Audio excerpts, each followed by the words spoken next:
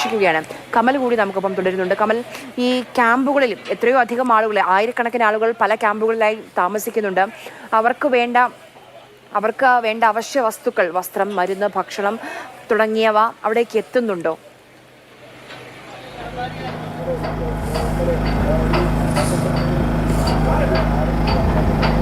ആര്യ, അത്തരം സാധനങ്ങളൊക്കെ ധാരാളമായി എത്തുന്നുണ്ട്. പലതരത്തിലുള്ള സന്നദ്ധ സംഘടനകളും സ്ഥാപനങ്ങളും ഒക്കെ അതിൽ സഹകരിക്കുന്നുണ്ട്. സർക്കാർ തന്നെ മുൻകൈയെടുത്ത അത്തരം കാര്യങ്ങൾ ചെയ്യുന്നുണ്ട്. ഇന്നലെ മുഖ്യമന്ത്രി പറഞ്ഞത് തൽക്കാലം സാധനങ്ങൾ ഇപ്പോഴത്തെ നിലയ്ക്ക് ആവശ്യമില്ല, മറ്റ് സഹായങ്ങൾ, ദീർഘകാലാടിസ്ഥാനത്തിലുള്ള സഹായങ്ങളാകും വേണ്ടി വരിക. അവശ്യ സാധനങ്ങളൊക്കെ എത്തിക്കുന്ന കാര്യത്തിൽ ഇപ്പോൾ തന്നെ അതിന് കൃത്യമായ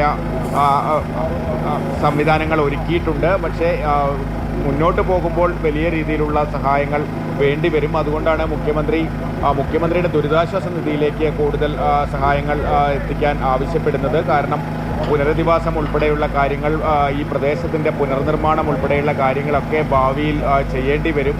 അതിനൊക്കെ വലിയ രീതിയിലുള്ള സഹായങ്ങൾ വേണ്ടിവരും. തൽക്കാലം ക്യാമ്പുകളിലൊന്നും അവശ്യ സാധനങ്ങളുടെ കുറവില്ല എന്നാണ് അധികൃതർ അറിയിക്കുന്നത്.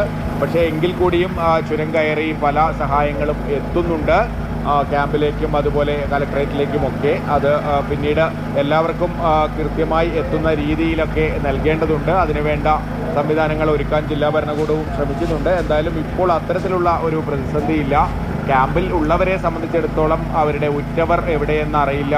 ഏറ്റവും അടുത്ത ബന്ധുക്കൾ, അച്ഛനോ അമ്മയോ മകനോ ഒക്കെ നഷ്ടപ്പെട്ടവർ, അതുപോലെ അയൽക്കാർ, നാട്ടുകാർ, ഈ പരിചയത്തിലുള്ള ആരെങ്കിലുമൊക്കെ നഷ്ടപ്പെടാത്ത ആരും ക്യാമ്പുകളിലില്ല എന്നുള്ളതാണ് അവസ്ഥ.